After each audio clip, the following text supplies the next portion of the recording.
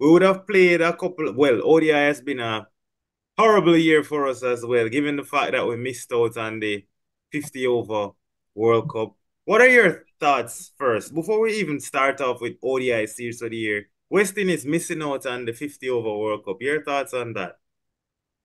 Oh, it was a shocker. I, I couldn't believe I was watching Cricket World Cup without a West Indies there. And even the commentators are saying, wow, no West Indies. Where's cricket gone? And even though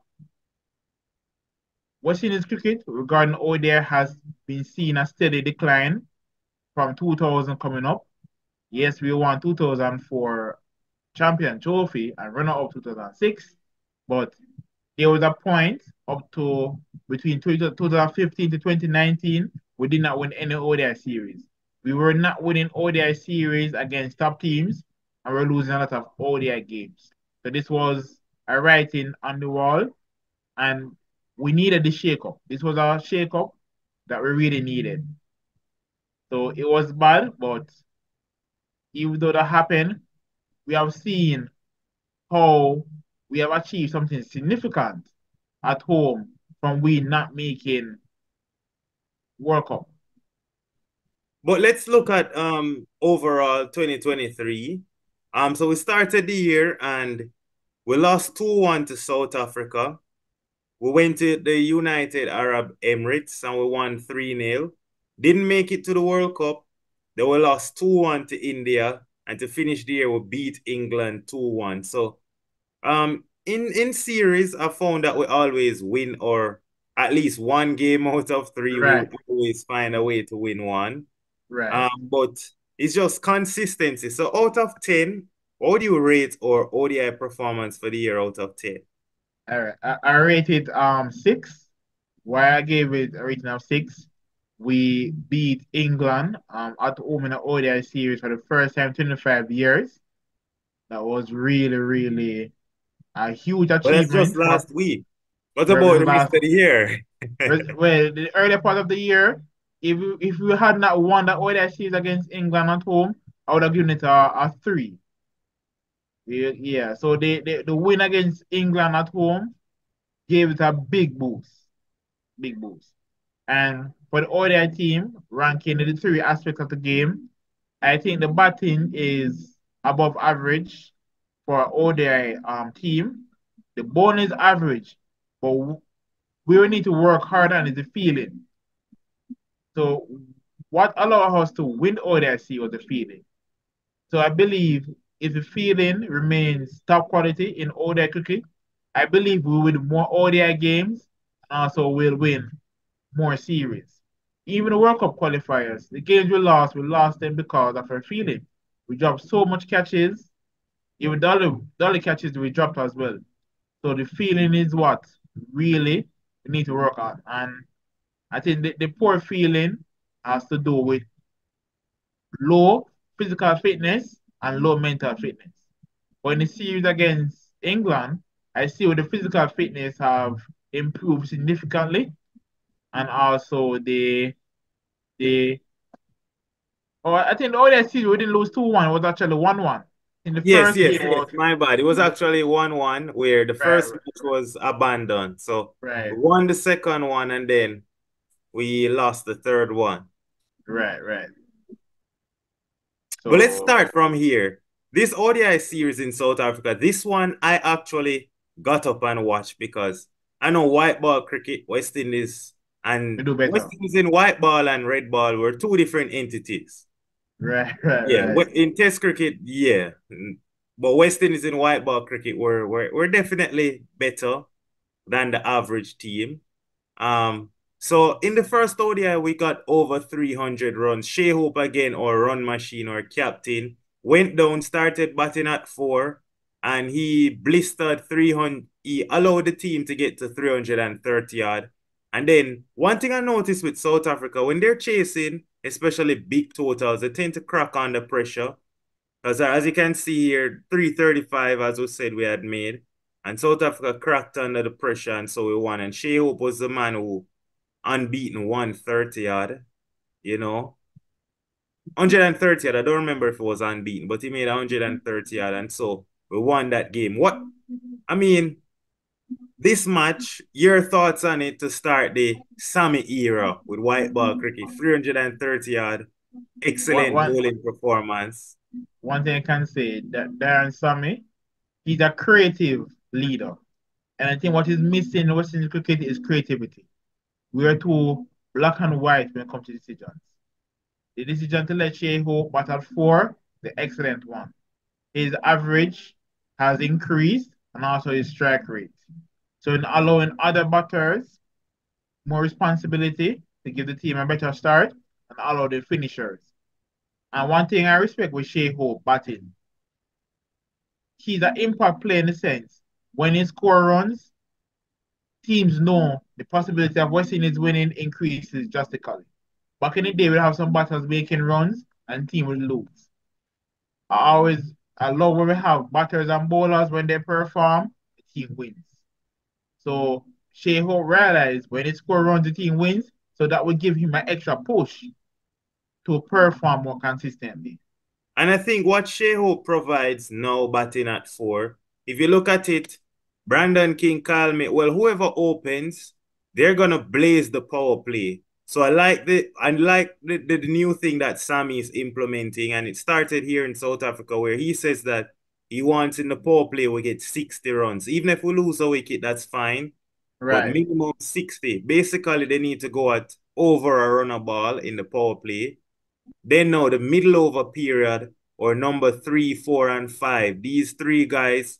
So Sheho, Puran, whether it's Hetmeyer, Puran, Hope, Casey Carty, these are the guys that they want them to take bat deep. So overs 11 to overs 40, they should basically bat through the middle overs at about 5 runs per over. And then allow the finishers in the last 10 overs, the Rovman Powells, the Jason Holder, and whoever is playing at 8, 9. These guys from 6 to 9, they can then finish off in the last 10 overs. What do you think about Sammy's new template that he's trying to implement with It, the bat? it makes sense. I mean, it's a system put in place. But I think the batters need to support Shea Hope more. Even on the scorecard, we see we made over 300 runs. Shea Hope basically was the only batter that scored 50 plus. Everybody else was just 30s and 40s. I mean, Shea Hope won't make So a too much century every dependency on Shea Hope then. right, right. So I need a batter from the top three to be more consistent. Whatever top three they use. And also we need a number five batter to also give more support.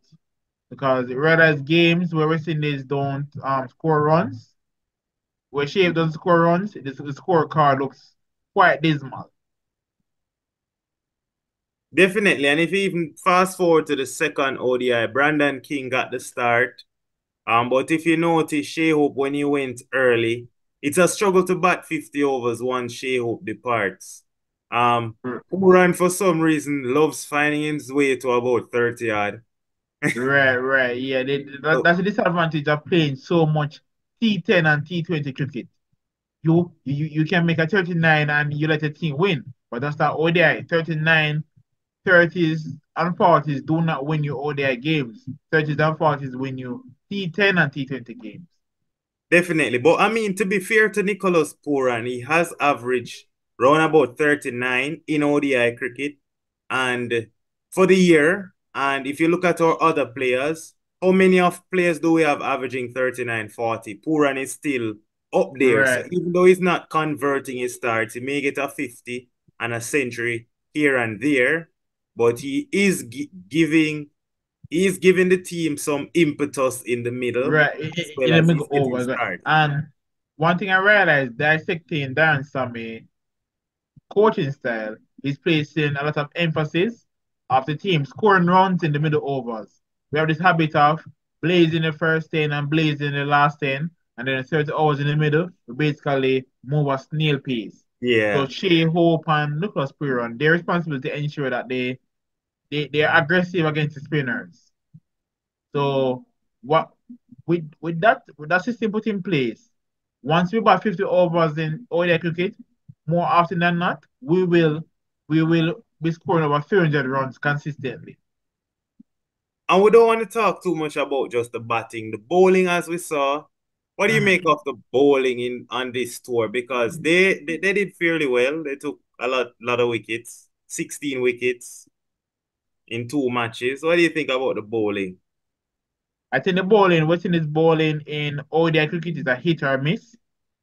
They do better when they bowl first. They do much better bowling first. But I realize when they're asked to defend, they crumble under the pressure. They don't defend well.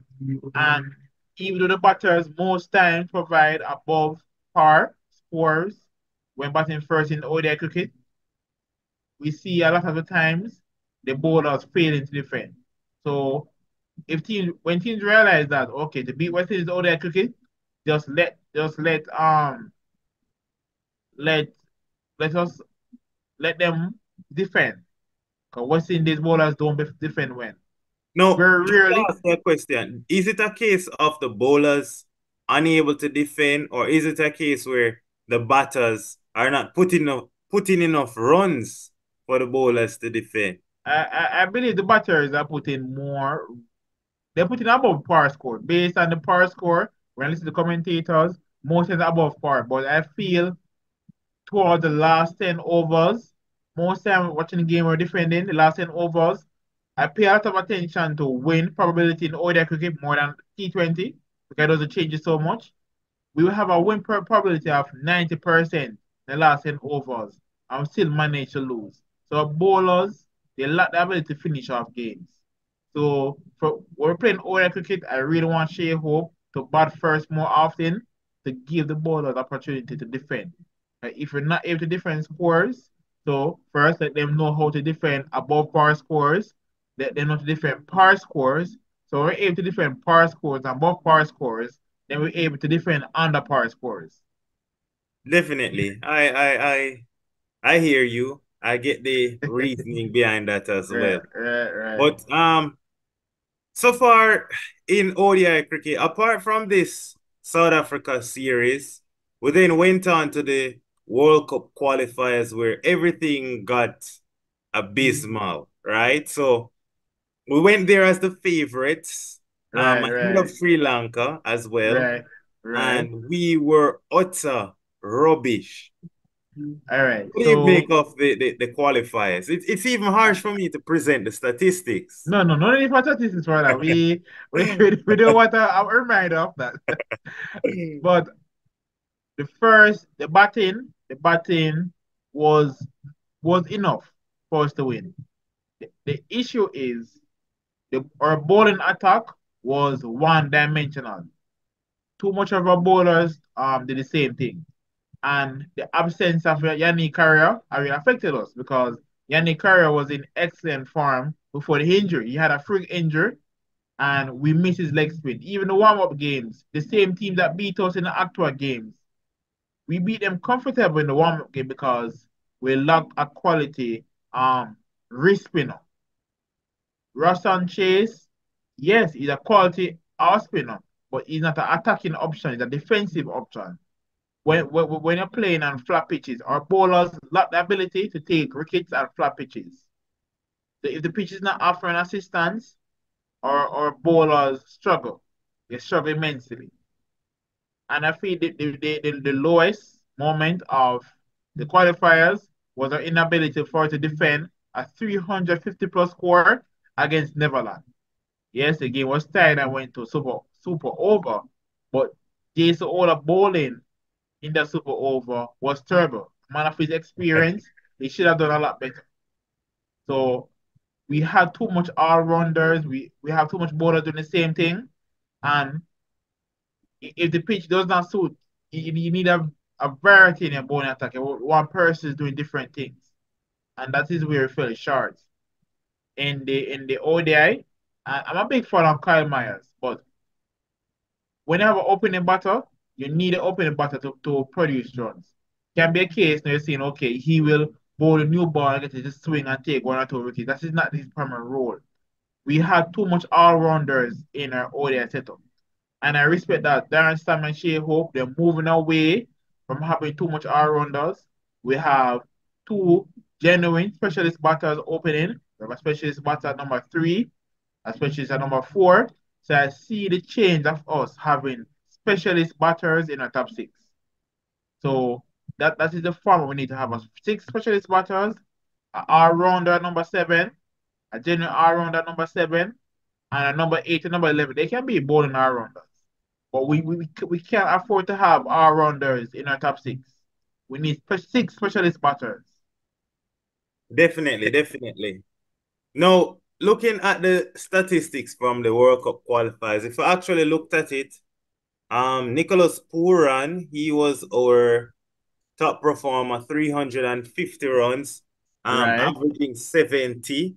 Shea Hope as well, 341, right behind Nicholas Pooran, averaging 56. So again, the bulk of the batting was done by our number 4 and 5. right. And the openers nowhere to be found in the top. It's like top 15, and our openers are nowhere to be found. So Right. again, too much dependency on Puran and Hope in the World Cup qualifiers. Brandon King is, closer to 19, 20, averaging 37. Brandon King, I find Brandon King very strange. What are your thoughts on Brandon King? I find him very strange. All right. So Brandon King, Shea Hope sees a lot of himself in Brandon King in the sense when Shea Hope just started his ODI career, he gave away his wicket very often. King gives away his wicket too often. He has a tendency of wanting to hit a lot of fours and sixes in the early exchange. What he needs to do, he needs to stay compact in defense in early on and the innings go on. Because he has the hardest shots in the book to make up for his strike rate. So I think Brandon Cake will give us better results in ODI batting if he plays more red ball cricket. Right, because he has the tendency of bat away from his body. And when the ball is straight and he stumps, he gets out a lot of the times LBW and bowl because his defense is not tight enough. I find So why I say Brandon King is strange. Um, you pointed out quite rightly, so I've noticed he's been bowled quite frequently, or out leg before wicket, or caught in the covers playing his favorite cover drive. right. And I the find up. him strange in the sense, yes, hitting on the up, but I find him strange in the sense that most of his runs in ODI cricket have come against team like UAE, Zimbabwe, those type of teams, associate nation teams. And when we play against teams like England, Australia, those teams, I find that in ODI cricket, you can hardly manage to score 10 runs. Even against England recently, didn't score much runs in the ODI. So what are your takes on Brandon King in terms Right, of I think his I ability think to it face top teams? right. You see, top teams they have power play wicket takers. So bowlers who will swing and seam the ball. So apparently he needs to work on his technique and how to defend against the ball when you see swinging and seaming. That is my issue with Kyle Myers also opening. Because both Kyle Myers and Brandon King, when the ball is swinging and seaming a lot, they struggle. And ODI cricket, the first 10 overs, the ball will swing and seam a lot. So his defense is what is failing him a lot of the times when he plays playing against quality teams. Most associate teams, they don't have good swing bowlers or seam bowlers to bowl in top 10. So when he's opening, he won't have much of a challenge. But once he gets a bowler who will swing the ball and bowl good line and length in the first 10, he will struggle. All right, let's talk about the bowling, right? In terms of the bowling in the World Cup qualifiers, I know you already mentioned Jason Ola being whacked in the Super Right, Over, but right. overall though, what are your assessments on the bowling? Odin Smith and Kimo Paul and these sort of guys.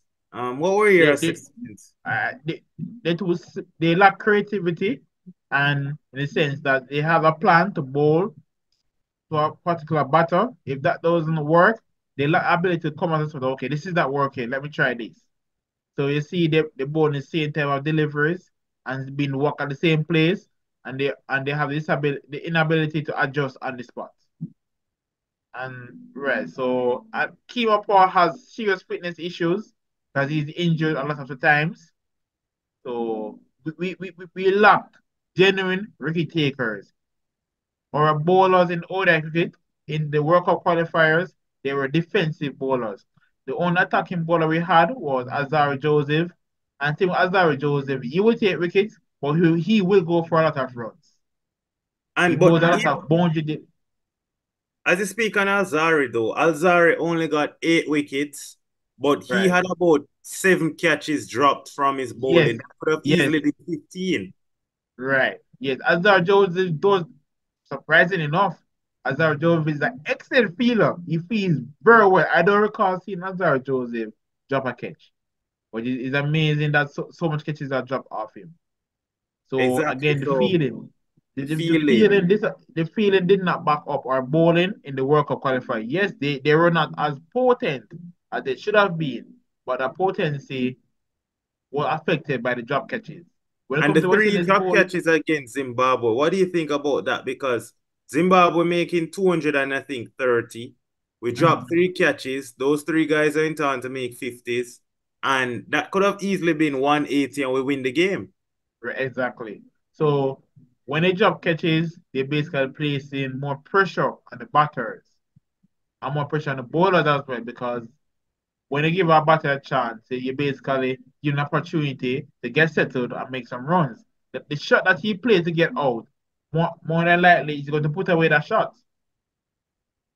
Exactly, because he's going to learn from his mistake. And now that delivery is no longer a surprise. But what do you reckon about Kemo Paul in the sense that the Zimbabweans in the crowd, they were Oh saying yes, they were yes, they were yes, chanting, "Wait for Kemo Paul. We can hit Kemo Paul." What do you think about that? yeah, That's right, right, disrespectful. right. Well, I guess the Zimbabwe fans are not so forgiving. I think an incident took place the last time we went to the qualifiers, and they did not forget. But surprisingly enough, I don't think the World Cup qualifier should have been played in Zimbabwe again. It was played there, I think 2019. So yeah, I think that is very strange. They keep in the World Cup qualifiers the same place, twice. Fair enough, fair assessment. But either way, I think irrespective of the conditions, West Indies should have made it out of the qualifiers. We're better. I'm not gonna lie. I think we're better than all the teams that went to the qualifiers. Right, And right. Yes, and yes, if I you believe look so at the as well. World Cup performances, I really don't think a Sri Lanka or a Zimbabwe or a Netherlands or even a Bangladesh. No disrespect to Bangladesh, but I don't think those teams are ahead of West Indies in ODI cricket. What's your take on that? So I think on a player by player basis, we're better by those teams, but we lack synergy. I don't think our players really complement each other. Yeah, that is Definitely. the biggest issue with our team. Even the batting, Brandon King, Kyle Myers, and Shamar Brooks, they're good batters. But when they bat, you don't see where their playing style allow each other to flourish. When Shea Hope and Nicholas Purang, they come to the crease, you see that chemistry between how they bat and how they run between wickets and how they communicate. So I think there's a lack of chemistry. The lack of chemistry in the batters was on full display. Um, in the World Cup qualifiers, and that is why Brand Shea Hope and Nicholas Pro they made so much runs, but most of the time they bat together. They understand each other. So that's what they need to look at. Players Definitely. complementing each other. So that is what the other teams had. Yes, they on a player by player basis, they they don't have that quality, but at least they complement each other. Definitely. And as after that World Cup snubbing, well, World Cup qualifier snubbing, we then Right. um we then went on to face India here again in Mm-hmm. in home conditions and we lost 2-1. There was no, of course, Virat Kohli. Rohit was here for the first game, but then after India won the first game, Rohit decided You don't even want to play the rest of the ODI series. The man decide to chill and watch from the sideline. What do you take on West Indies losing Right. 2-1 to India? It, it goes to show how much our ODI team has regressed to show that a top team like India is coming here and they're not playing their best players. Because what they did, they look at the performance of the World Cup qualifiers saying, okay, they could not beat those teams, the World Cup qualifiers. That means we can give fringe players an opportunity to express themselves. I'm very happy we won the game, one game. Even the fringe players that India sent out, they displayed better performances than our main players. So that really let Darren Sammy think and say, okay, we really need to shake things up. We need more consistent players in our team. We don't want players now, they perform every 5 games or 10 games. We need people every 5 games, they're giving 2 to 3 winning performances. And that win against England, it reflected a change in their thinking, the type of players they want to play. As you talk about India playing their quote unquote fringe players, I think those players will make a big argument to say they're not fringe players and that they deserve to be in the full team, Right, possibly right, deserve to be in the World Cup team, but we're not going to get into that point of view. But in terms of West Indies now, we noticed that in the first ODI, we were skittled out for 114. In the right, second ODI, it was Shea Hope again standing up and making a right, half century. And in the third ODI again, we were bowled out for 150. So not right, once did we make 200 in that series, despite right, winning right. one of the games. So what are your thoughts on still that high level of dependency on Shea Hope throughout that series? I'm very worried about it. And even though we're winning more ODI games, we don't want big case like how when Chris Gayle used to do very well. Teams say, okay, you get rid of Chris Gayle, they basically And win the we game. lose. Yeah. Yeah, right. So I really want the other battles to step up.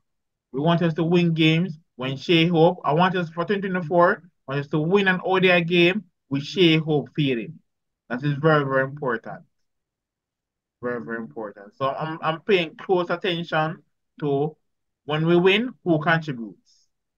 Definitely. And I want to see some more team efforts as opposed to Shea Hope or Nicholas Puran. Because if you notice, Brilliant. Puran, Puran in the England series, he wasn't here. By the way, this India series, Puran wasn't there. No, it wasn't there for Shimron Hetmeyer was there. But right. nothing. What the Shimron Hetmeyer? What's going on with Shimron Hetmeyer? To be Sherman Hetmeyer is playing. Number one, he's playing too much T20 cricket, and when he's playing T20 cricket, they're using him as a finisher, and they're not using him as a accumulator. So when he's batting number 5, if he's at a situation where he has to finish, he lacks the ability right now to construct an innings. The batsmanship that Sherman Hetmeyer had in his earlier stages of his cricket career, he has that has disappeared totally. He does know how to construct an innings from start, how to defend, and how to rotate strike, and then when the bad deliveries come, he basically launch them for boundaries. So T20 cricket has done more harm than good. So do you think Right. that Shimron Hetmeyer still has that game in his locker where he's able to know bat at number 5, construct Mhm. an inning, score a big century? Because we would really love to see that Hetmeyer. Do you think he still has that within him? Remember, he has Uh, 4 ODI hundreds and his batting average is like 33. So we're not allowed to based on how I'm looking at the dismissals. He has lost the ability to construct a proper innings. The only way I see him getting that back, unless he dedicates some time back to first class cricket. getting all So he right. can right. So once he's not playing the first class cricket, he that part of the game he had will continue to disappear. All right. Fair enough. Now, finally, the last series we had, we recently just beat England 2-1. Even though Right, we right, won 2-1, it was much closer than many persons think. right, Because right. even in the last ODI, if the first ODI we won, we really weren't supposed to win. England made Yes, yes, 321. yes. England gave away that game. And Shea Hope's brilliant. Again, we're still Right, talking about Shea Hope. right, The third ODI, we were chasing like 200, a joke score. But at the end of the day, we managed to barely managed to get there with Romario Shepherd and Matthew Ford. right, But right. looking at it, overall, your assessment of that England series. All right. So for the batting, I think Brandon King is a much better ODI batter I mentioned earlier. I'm very happy that Alec Alsanez got the opportunity to bat. And one thing I love about Alec Alsanez batting, he dominates. Once he's there, Obusha knows there is no containing Alec Alsanez. Once he's there, he will score runs. And he makes run scoring very easy. He cuts well, he drives, and he pulls. Right, he I does don't that know really about the well. driving. I haven't seen him drove down the ground. I No, no, no. definitely Yeah, know about the cut. right, right. The Yeah, pull. he loves to cut and pull. Right, but I think probably playing in the V, yeah, that needs some work. Playing in the V. Um, I don't really think Casey Carter is a number three batter, but they place him there. You see where he gave away his wicket in the first two games. Well, he almost cost us the game in the first match. He made 16 of 39 deliveries. Wow, that was test match batting. Yeah, that The was too second slow. one, Chasing 300, that was putting unnecessary pressure on Hope. right? For second game, he played a nothing shot to Sam Curran and got out. So a lot of persons were saying, even myself was saying to drop him and play someone else, play Kujon Atley, and At let number one of the three, no, let Kujon Atley open and let Brandon King go at three. okay. Right, that was a lot of persons were saying that, but Darren Samache Hope gave him the confidence and let him continue. But I don't think Casey Cart is a good option at number three long term. The only way I'll continue with that experiment is at the first class level when they play in regional Super 50, they ask the franchise to let him play number three. And Even he did back in bat the at test, number three in Super 50, to be fair, but he only averaged like 13 runs. exactly. So that goes to show that that is not his preferred spot. But we need quality batters. The only reason I probably persist with him is a touch player. So he would time the ball on the ground. Can you see some of the shots he played in the 50 runs? He was most of his shots were on the ground. We need batters who can score runs, playing shots on the ground. We have too much players because of T20 cricket. We have too much players for them to score runs. It has to be in the air. So we need batters who score runs based on timing and placement. So that is what Casey Carter and Alec Asani they offer.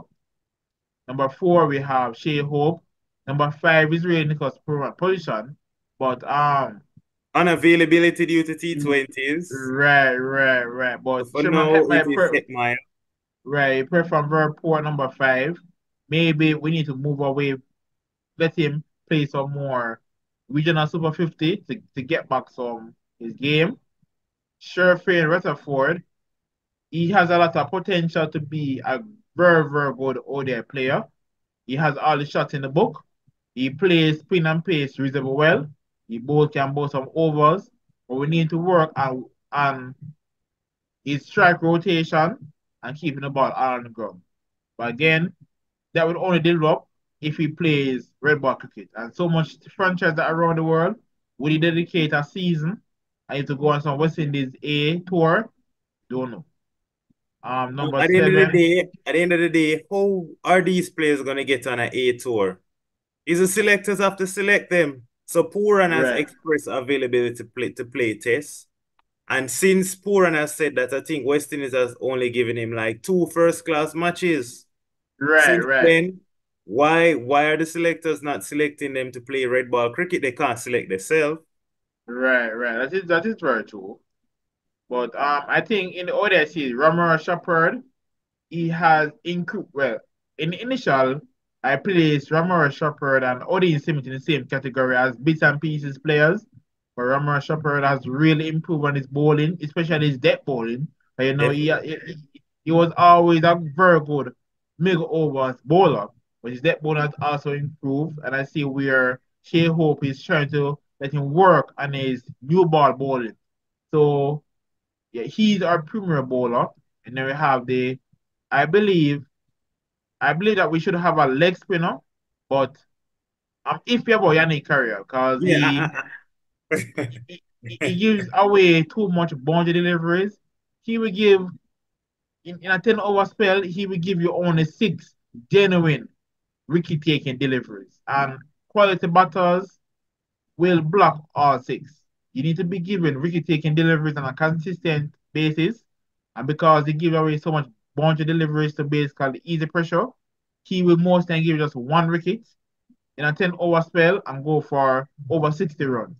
exactly. So for me, what do you think about us trying, as we did in the T20s, two left arm spinners, both Yes, Akil yes, Hussain and Moti right, in right. They ODI? should. Akil Hussain and Moti, they do different things. Akil Hussain is a new ball specialist, so you let him bowl his 5 overs in the or even four. I probably don't want to be too predictable. Want to bowl 3 to 5 overs and let him bowl in the middle overs and let Monty bowl in the middle overs and The also death. death overs. Very good. Right, I right, right. 100% agree. And there are even times in the Caribbean, I think we can play three spinners in an ODI. So So who would be a third spinner? Ruston Chase? I think Rasta and Chase definitely can get a go.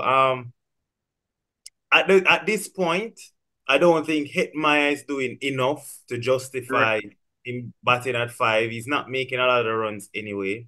So I think why not put a Rutherford at five, play a Ruston Chase at six, get in the extra bowler, and Ruston Chase can manage himself with the bat perhaps more than Shimron Hetmyer.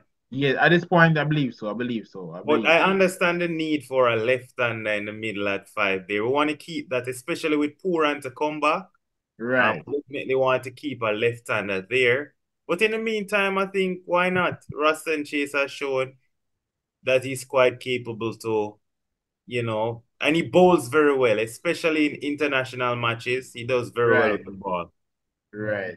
But for improvement to the ODI team, I want to see the feeling, maintain the intensity. I see where they feel it very well in the ODI series for the most part. So I really think once the feeling is backing up the bowling, we will win more games. So they have to find a way to improve their physical fitness and their mental fitness, and they will do well. I also think Sheho probably need to use the six bowling option a bit more. They'll probably use Sherfy and Rutherford more in the middle overs. And I also want him to try Alec alternate. He can bowl off spin. So if we have two lefties at the crease, bring in Alec alternate, let him bowl some off spin. What do you think, though, about Sherfin Rutherford? I know that his bowling can be a handful on, iffy surfaces, but Right, on a flat pitch, medium pace, he doesn't do anything really. Are right, we right, we saw in the T20 on a flat pitch, medium pace. He's gonna go for 20 runs for the over. right. Batsman might be looking to score even five, six back-to-back sixes against him. So what do you think about that? The medium pace, are you really in for the medium pace as a six bowling option? Or wouldn't you prefer a genuine seamer or a genuine spinner? Whoa, whoa. That's a very good question. I think they put on the surface, on the surface. So you have to really look at the surface to see how it bowls, if it is a good option based on the pitch. But I think if they encourage him to work on his bowling more, he can develop some variations to be effective on all type of pitches. So they can put that to him. And I think if his bowling becomes more reliable, he can even earn more in the franchise. Having a number of six batter who can gives you 4 overs in a T20 or even 10 overs. Yeah, ODI is very, very useful. But sure, if Rutherford is someone they need to work with, they need to have him very close. That's very, very important. Very, very important. 100% agree. 100% agree. So excellent series win from West Right, right. Indies in the ODI. Still our batting needs some work. Bowling Right, needs right. some work. And as you pointed out, the only real loophole right now is that leg spinner. Right, So, right. as I said, the suggestion, play the two left arm spinners, and maybe that's it for Yannick. But Yannick will just have to come back, prove himself again. But let's fast forward now to our best format for the year Right, 2023. T20. Wow.